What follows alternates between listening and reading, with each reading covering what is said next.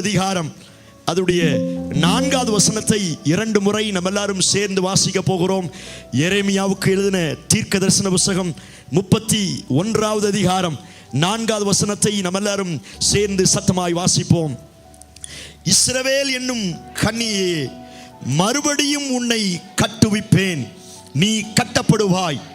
மறுபடியும் நீ மேல வாத்தியத்தோடும் ஆடல் பாடல் செய்கிறவர்களின் களிப்புள்ள கூட்டத்தோடும் புறப்படுவாய். மறுபடியும் இன்னொரு முறை வாசிப்போம். இஸ்ரவேல் என்னும் கன்னியே, மறுபடியும் உன்னை கட்டுவிப்பேன், நீ கட்டப்படுவாய்.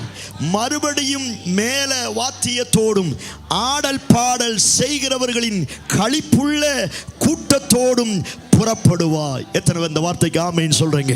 சோத்திரம். தேவ சமூகத்தில் காத்திருக்கும் பொழுது இந்த மாதத்தில் கர்த்தர் சபைக்கு கொடுக்கிற, தேவ பிள்ளைகளுக்கு கொடுக்கிற தீர்க்க தரிசனமான ரேமா வார்த்தை, ஆண்டவர் சொல்லுகிறார், மறுபடியும் நான் உன்னை கட்டுவேன். எத்தனை பேர் ஆமென் சொல்றீங்க? சோத்திரம். மறுபடியும் நான் உன்னை கட்டுவேன் என்று கர்த்தர் வாக்கு தத்தம் பண்ணுகிறார். எவைகளில் எல்லாம் நீங்களும் நானும் இடிக்கப்பட்டோமோ, சோத்திரம், எவைகளில் எல்லாம் நீங்களும் நானும் தகர்க்கப்பட்டோமோ, அந்த இடத்தில் எல்லாம் இந்த மாதத்தில் கர்த்தர் மறுபடியும் நம்மை கட்ட போகிறார். எத்தனை பேர் இந்த வார்த்தைக்கு ஆமென் சொல்றீங்க? இந்த சத்தத்தை கேட்கிற நீங்கள் யாராயிருந்தாலும் சரி, கர்த்தர் உங்களுக்கு கொடுக்கிற தீர்க்க தரிசனமான வார்த்தை இதுவரை எப்படின்னு தெரியாது. ஆனா இந்த மாதம் நான் உன்னையும் உன் குடும்பத்தையும் உன் கையின் பிரயாசத்தையும் உன் பிள்ளைகளின் வாழ்க்கையையும் மறுபடியும் திரும்ப கட்டுவேன் என்று கர்த்தர் வாக்குத்தத்தம் பண்ணுகிறார். நல்ல கையை தட்டி ஆண்டவருடைய வார்த்தைக்கு மகிமையை செலுத்துங்க. பிரைஸ் காட், ஹalleluya. பக்கத்துல உங்களை பார்த்து சொல்லுங்க, நீங்க கட்டப்பட போறீங்க. ஆமென். இன்னொரு முறை சொல்லுங்க, நீங்க கட்டப்பட போறீங்க. ஸ்தோத்திரம். எத்தனை பேர் ஆமென் சொல்றீங்க? ஸ்தோத்திரம். மறுபடியும் கட்டப்படுவேன்னா அதோட அர்த்தம் என்ன அப்படின்னா, ஏன் மறுபடியும் கட்டுறேன் அப்படின்னு ஆண்டவர் சொன்னார்னா, ஆல்ரெடி கட்டப்பட்டது என்ன செஞ்சுச்சு? உடைஞ்சு போச்சு. ஏன் மறுபடியும் ஆண்டவர் கட்டுகிறேன் அப்படின்னு வாக்குத்தத்தம் பண்றாருன்னா, ஆல்ரெடி ஆண்டவர் கட்டி வச்சிருந்தார்.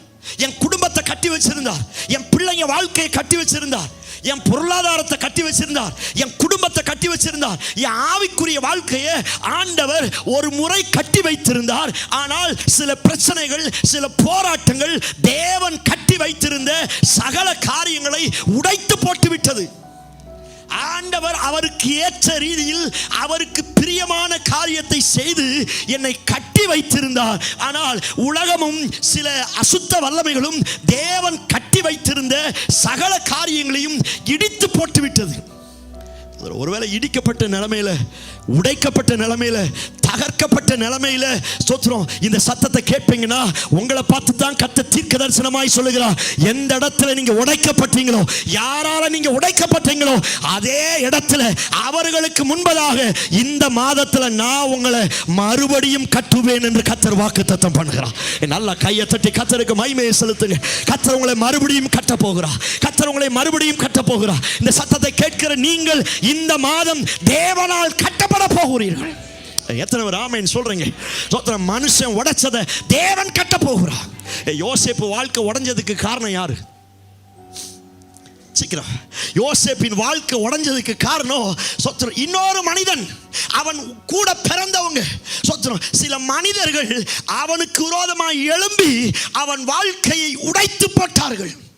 எஸ்தருக்கு மொர்தெகாய்க்கு பிரச்சனை வந்தது யாரால? இன்னொரு மனிதர்களால, இன்னொரு தீய சக்தியிலான மனிதர்களால. மனிதர்கள் உடைத்து போட்ட சோத்திரம் மொர்தெகாய் வாழ்க்கையை, எஸ்தரின் வாழ்க்கையை, யோசேப்பின் வாழ்க்கையை கர்த்தர் மறுபடியும் கட்டி போட்டது போல எந்த மனுஷன் உன் குடும்பத்தை உடைச்சானோ, எந்த மனுஷன் உன் வாழ்க்கையை உடைச்சானோ, கர்த்தர் இந்த மாதத்தில் மறுபடியும் கட்ட போகிறார். நல்ல கையை தட்டி கர்த்தருக்கு மகிமையை செலுத்துங்க. இந்த வார்த்தையை ரிசீவ் பண்ணுங்க. இந்த மாதம் மனுஷனால நீங்க உடைக்கப்பட்டீங்களா? ஒருவேளை உங்க குடும்பத்தை மனுஷன் உடைச்சிட்டானா, உங்க சரீரத்தை மனுஷன் உடைச்சிட்டானா, நீங்க நம்புங்க, அவன் உடைச்ச அத்தனை காரியத்தையும் இந்த மாதம் கர்த்தர் மறுபடியும் கட்ட போகிறார்.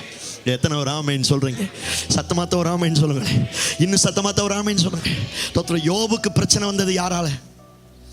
பக்கத்து வீட்டுக்காரனாலயா? யோபுக்கு யாரால பிரச்சனை வந்துச்சு? யோபினுடைய வாழ்க்கை எதனால உடைஞ்சு போச்சு? அவன் பிள்ளைங்க உடைஞ்சு போயிட்டாங்க, அவங்க சொத்து சுகம் உடைஞ்சு போச்சு, அவனுடைய சரீரம் உடைஞ்சு போச்சு, அவன் குடும்பம் உடைஞ்சு போச்சு, அவனுக்கு இருந்த ஆஸ்தி அந்தஸ்து, அவனுக்கு இருந்த மேன்மை அத்தனை உடைஞ்சு போச்சு. காரணம் யாரு? சாத்தான். சாத்தான். சோத்திரம். ஆண்டவர் அந்த வேலையை இடித்த மாத்திரத்தில் சாத்தான் உள்ள வந்து யோபுவையும் அவன் குடும்பத்தையும் உடைத்து போட்டு விட்டான். ஒரு சில பிரச்சனைகள் சில மனிதர்கள் மூலமாய் வந்து என் வாழ்க்கையை உடைத்து போட்டு விடுகிறது. ஒரு சில நேரத்தில் சாத்தான் கண்ணு வச்சு என்னையும் என் குடும்பத்தையும் உடைத்து போட்டு விடுகிறான். யோபுனுடைய வாழ்க்கையை சாத்தான் தான் உடைச்ச சாத்தான் கண்ணுக்கு முன்னாடி யோபுவை கர்த்தர் மறுபடியும் கட்ட ஆரம்பித்தார். ரெட்டிப்பான நன்மைகள் உண்டாராங்க. எத்தனை ஒரு ஆமென் சொல்றீங்க? ஒருவேளை சாத்தானால பாதிக்கப்பட்டிருக்கீங்களா? பிசாசும் சில அந்தகார வல்லமைகளும் உங்களையும் உங்க குடும்பத்தையும் உங்க வாழ்க்கையும் உடைச்சி சின்னாபின்னமாயிருச்சா? இந்த மாதத்தின் முதல் நாள்ல கர்த்தர் தீர்க்க தரிசனமா சொன்னா, சாத்தான் உடைச்சு போட்ட அத்தனை பகுதிகளை நான் மறுபடியும் கட்டுவேன் என்று கர்த்தர் வாக்குத்தத்தம் பண்ணுகிறான். எத்தனை ஒரு ஆமென் சொல்றீங்க? சத்தமாத்த ஒரு ஆமென் சொல்லுங்களேன். ஸ்தோத்திரம், ஸ்தோத்திரம், ஸ்தோத்திரம். லோத்தின் மனைவி உடைஞ்சதுக்கு காரணம் யாரு? லோத்து மனைவி அவன் லைஃப் உடைஞ்சதுக்கு காரணம் சாத்தானா? ஸ்தோத்திரம். மனுஷனா? அவள்தான். உலகத்தை குறித்த ஆசை, பின்னான வாழ்க்கையை குறித்த மோகம். லோத்தினுடைய மனைவி அவளுடைய லைஃப் உடைஞ்சதுக்கு காரணம் இன்னொரு ஆள் அல்ல, அவளுடைய ஆசை. அவள் லைஃப் என்ன செஞ்சா? உடைச்சு போட்டா.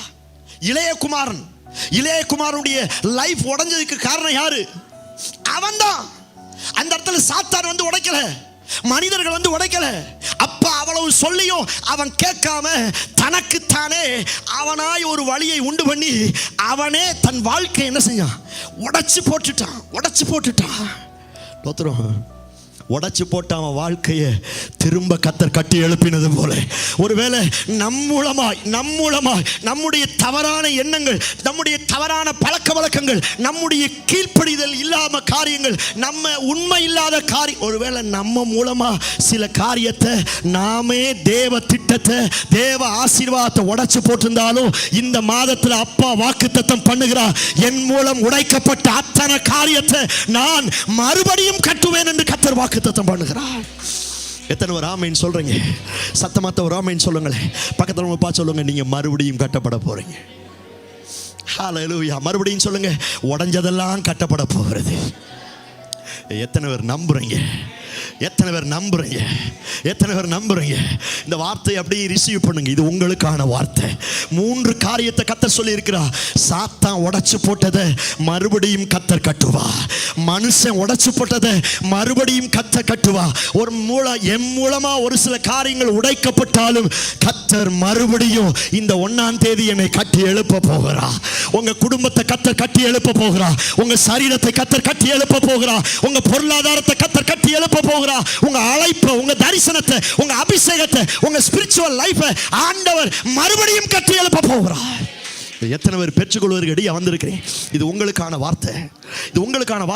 உங்க சரீரத்தில் அடிக்கடி வியாதி வருது அப்படின்னா, உங்க வியாதி என்கிற அந்த பிரச்சனையை கொடுத்து பிசாசு என் சரீரத்தை உடைச்சு வச்சிருக்கிறான். பண பிரச்சனை, எல்லாருடைய வாழ்க்கையில பண பிரச்சனை, கடன் தோத்திரம், இதெல்லாம் பிசாசு எடுக்கிற ஆயுதம். வியாதியை கொண்டு உடைக்கிறான். சோத்திரம். பண பிரச்சனை கொண்டு உடைக்கிறான். கணவன் மனைவிக்குள்ள பிரச்சனை, காரணம் அவன் உடைக்கும்படியாய் வருகிறான். இந்த 1ஆம் தேதி கர்த்தர் வாக்குத்தத்தம் பண்ணுகிறார். அவன் எத்தனை முறை உடைச்சு போட்டாலும் இந்த நாட்களில் கர்த்தர் திரும்ப கட்ட போகிறார், மறுபடியும் கட்ட போகிறார். உங்கள் குடும்பத்தை, உங்க வாழ்க்கையை ஆண்டவர் மறுபடியும் கட்ட போகிறார். எத்தனை பேர் ஆமென் சொல்றீங்க? சத்தமாத்த ஒரு ஆமென் சொல்லுங்களேன். நம்ம ஒரு 2-3 நிமிஷம் ஜெபிக்க போகிறோம். ஒரே ஒரு காரியத்துக்கா, என் குடும்பத்தை மறுபடியும் கட்டுங்க ஆண்டவரே. இந்த உடைக்கப்பட்ட என் சரீரத்தை மறுபடியும் கட்டுங்க ஆண்டவரே. என் வேலை வாய்ப்பை மறுபடியும் கட்டுங்க ஆண்டவரே. என் ஜெபத்தை மறுபடியும் கட்டுங்க ஆண்டவரே. என் பரிசுத்தத்தை மறுபடியும் கட்டுங்க ஆண்டவரே. எத்தனை பேர் ஜெபிப்பதற்கு ரெடியா இருக்கிறீங்க? கண்ணை மூடி ஸ்தோத்திரம் பண்ணி ஜெபம் பண்ணுங்க பார்க்கலாம். ஹல்லேலூயா. நீ ஜெபிக்க கர்த்தருடைய கட்டுகிற கரம் இங்கே வந்திருக்கிறது. கட்டுகிற கர்த்தருடைய கரம் இங்கே வந்திருக்கிறது. கட்டுகிற கர்த்தருடைய கரம் வந்திருக்கிறது. எனக்கு தெரியும் இந்த சத்தத்தை கேட்டுக்கொண்டிருக்கும் பொழுது ஒரு சிலருடைய வாழ்க்கையை கர்த்தர் கட்டி கொண்டிருக்கிறார். பெற்றுக்கொள்ளுங்க, பெற்றுக்கொள்ளுங்க, பெற்றுக்கொள்ளுங்க. நல்ல ஜோமணி பெற்றுக்கொள்ளுங்க. மறுபடியும் கர்த்தர் கட்ட போகிறார். உன் பிள்ளை வாழ்க்கையை யார் உடைச்சாலும் கர்த்தர் சொல்லுகிறார், இந்த மாதம் உன் பிள்ளையின் வாழ்க்கையை நான் மறுபடியும் கட்டுவேன், மறுபடியும் கட்டுவேன். ஹalleluya. கட்டுகிறவங்க வந்திருக்கிறார், கட்டுகிறவங்க வந்திருக்கிறார். ஜோமணி பெற்றுக்கொள்ளுங்க, ஜோமணி பெற்றுக்கொள்ளுங்க. நீ உடைக்கப்பட்ட பகுதியெல்லாம், அவன் உடைச்சதெல்லாம், மந்திரவாதம் உடைச்சதெல்லாம், பில்லி சுனிய உடைச்சதெல்லாம், விக்கிரகம் உடைச்சதெல்லாம், மனுஷன் உடைச்சதெல்லாம் இந்த மாதத்தில் கர்த்தர் மறுபடியும் மறுபடியும் மறுபடியும் கர்த்தர் கட்டுகிறார். கையை தட்டி ஆவியில் நிறைந்து பெற்றுக்கொள். ஒரு சிலர் மேல கர்த்தருடைய வல்லமை, ஒரு சிலர் மேல இப்பொழுது இறங்கி வந்து கொண்டிருக்கிறது. கட்டுகிற அபிஷேகம், கட்டுகிற அபிஷேகம் ஒரு சரீரத்தின் மேல இப்பொழுது இறங்கி வருவதாக. பெற்றுக்கொள்ளுங்க, பெற்றுக்கொள்ளுங்க. ஆவியில நிரம்பி பெற்றுக்கொள்ளுங்க. உன் குடும்பத்தை கட்டுகிறவர் வந்திருக்கிறார். இந்த கல்லின் மேல் நான் கட்டுவேன், பாதாளத்தின் வாசல்கள் மேற்கொள்ளுவதில்லை. பாதாளம் மேற்கொள்ளாதபடி கர்த்தர் மறுபடியும் கட்ட போகிறார், மறுபடியும் கட்ட போகிறார். ஊரா மானாமா சாதா ராபா லாமா ரீமா நாமா சாதா ராபா லாமா. ஹalleluya. என் ஜனங்கள் மறுபடியும் கட்டப்படட்டும் ஆண்டவரே. என் ஜனங்கள் மறுபடியும் கட்டப்படட்டும் ஆண்டவரே. என் ஜனங்களை கர்த்தர் மறுபடியும் கட்டி எழுப்புவீராக. எங்க ஜெபத்தை கேட்டு நீர் அப்படி செய்ய போகிறதற்காக ஸ்தோத்திரம். இயேசு கிறிஸ்து மூலம் ஜெபிக்கிறோம். ஜெபம் கேளும் நல்ல பிதாவே. நல்ல கையை தட்டி இந்த வார்த்தைக்கு நன்றி செலுத்துவேன்.